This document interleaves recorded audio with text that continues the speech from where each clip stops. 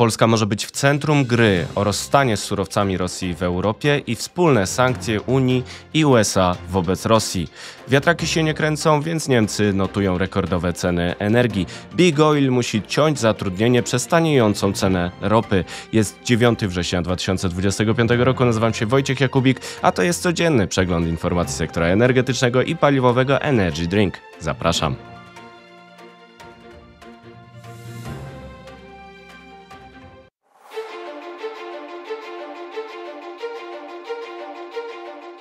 Partnerem kanału Energy Drink jest Orlen. Pozdrawiam Państwa z Rzeszowa, gdzie biorę udział w konferencji o bezpieczeństwie energetycznym i między innymi stamtąd pochodzi część dzisiejszych informacji. Zaczynamy od informacji dnia. Gra o rozstanie z surowcami Rosji i nowe sankcje z Polską w centrum. Polacy mogą odegrać rolę w układzie o rozstaniu z surowcami Rosji w Europie i wspólnych sankcjach Unii oraz USA na dostawy ropy rosyjskiej do krajów trzecich. Co się stało? Źródła Financial Times przekonują, że Europa może wprowadzić sankcje na dostawy ropy z Rosji do Chin i innych krajów trzecich w odpowiedzi na oczekiwania USA, które rozważają własne restrykcje. Komisja Europejska poinformowała, że 7 września doszło do spotkania specjalnego przedstawiciela Unii Europejskiej do spraw sankcji Davida O'Sullivana z grupą ekspertów Białego Domu.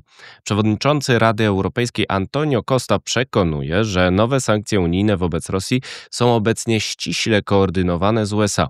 Sekretarz energii USA Scott Bessent przyznał, że jego kraj chce podjąć silne działania wobec Rosji, ale Europejczycy muszą w pełni się dołączyć, aby sukces był możliwy. Dlaczego to jest ważne? Skoordynowana polityka sankcji Unii i USA wobec Rosji ułatwiłaby realizację planu rozstania z surowcami rosyjskimi REPowerEU i zwiększyła rolę Polski jako pośrednika. Ponadto koordynacja sankcji przez Unię i USA byłaby powrotem do współpracy z okresu administracji Joe Bidena, która wprowadziła ostatnie nowe restrykcje amerykańskie uderzające w dostawy gazu i ropy z Rosji. Wcześniej prezydent USA Donald Trump powiedział polskiemu dziennikarzowi Markowi Walkuskiemu, że jest gotów do drugiej fazy sankcji wobec Rosji. To odniesienie do jego wypowiedzi z wizyty prezydenta RP Karola Nawrockiego. Sugerował wówczas, że cła na towary z Indii za to, że odbierają ropę rosyjską, to dopiero początek, a możliwa jest druga i trzecia faza restrykcji. Pomimo wielokrotnych zapowiedzi, Trump nie objął nimi wciąż Chin. Warto przypomnieć, że USA nie dołączyły do obniżki ceny maksymalnej dostaw ropy z Rosji do krajów trzecich, która została obniżona przez Unię z 60 do 47,60 dolarów za baryłkę. Będzie dostosowywana do poziomu 15% poniżej ceny rynkowej co pół roku. Europejczycy pracują nad 19 pakietem sankcji wobec Rosji, w którym może znaleźć się m.in. zakaz transakcji związanych z dostawami ropy rosyjskiej.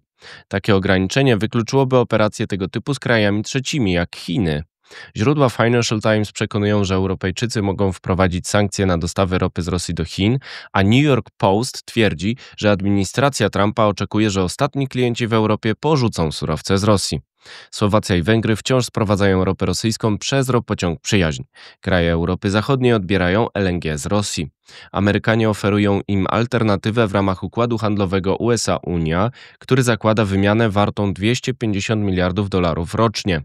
Doradca prezydenta Ukrainy Andriy Yermak przekonuje w New York Post, że jego kraj może udostępnić bazy paliw do składowania ropy z USA docierające do Europy, a rozmowy Kijowa z premierem Słowacji są sygnałem o gotowości do współpracy. Według Yermaka pojawił się dobry sygnał o gotowości do współpracy z Ukrainą i innymi partnerami na rzecz znalezienia rozwiązania.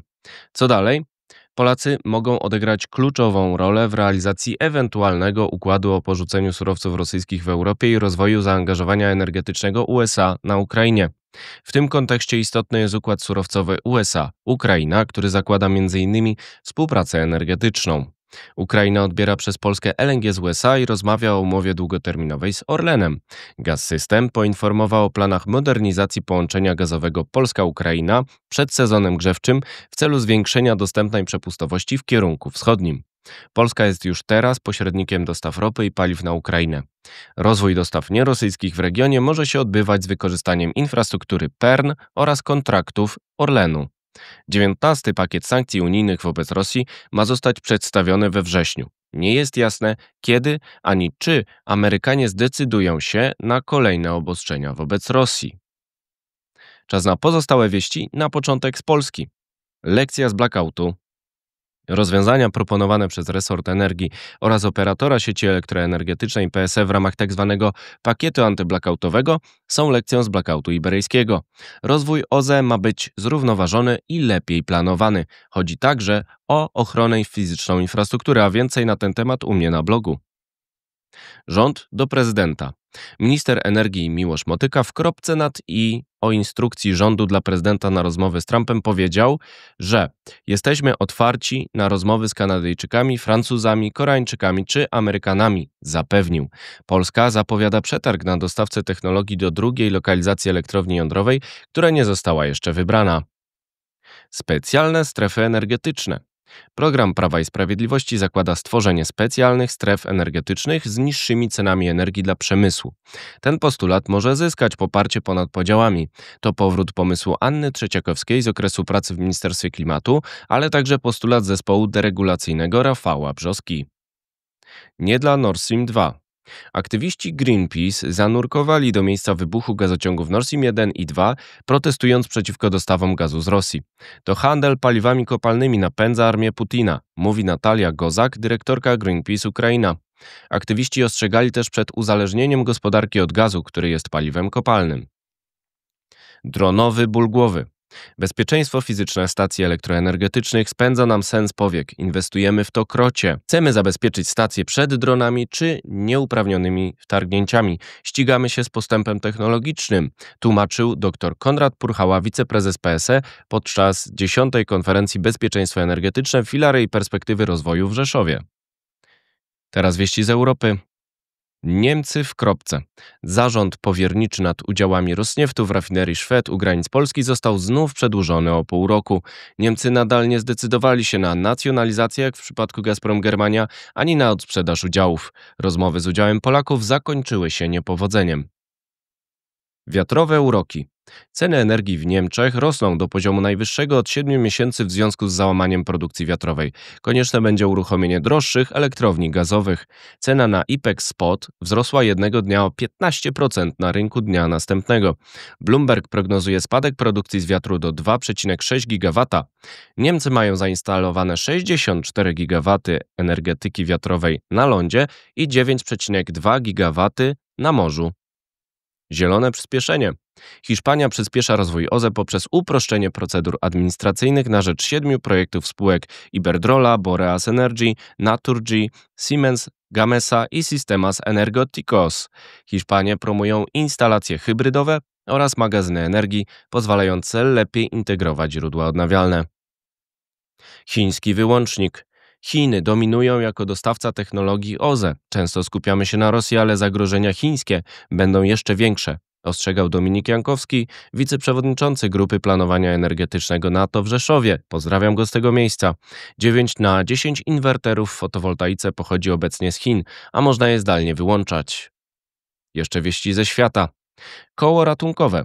Chiny otworzą według Financial Times rynek obligacji dla spółek energetycznych i paliwowych z Rosji, denominowany w juanach. To szansa na dopływ środków do sektora objętego sankcjami Zachodu, ale także wzrost wpływów chińskich w obszarze strategicznym dla Kremla. Hub jądrowy sekretarza. Były sekretarz energii USA Rick Perry pracuje w firmie Fermi, która złożyła wniosek o pierwszą ofertę publiczną po ogłoszeniu planu budowy hubu z centrum danych zasilanych energetyką jądrową, gazem i fotowoltaiką. Ma napędzać pracę nad sztuczną inteligencją. Cięcia naftowe. Spadek cen ropy spowodował cięcia zatrudnienia w największych firmach węglowodorowych na świecie, jak ConocoPhillips, BP i Chevron. Saudi Aramco sprzedaje akcje warte $10 miliardów, by pozyskać środki na działanie. Wood Mackenzie szacuje, że cena ropy spadnie poniżej $60 w 2026 roku i tam się utrzyma. Obecnie to około $66 za baryłkę Brent. To wszystko w materiałach przygotowanych dzisiaj. Następne oczywiście już jutro, więc zapraszam Państwa serdecznie. Do zobaczenia, do usłyszenia.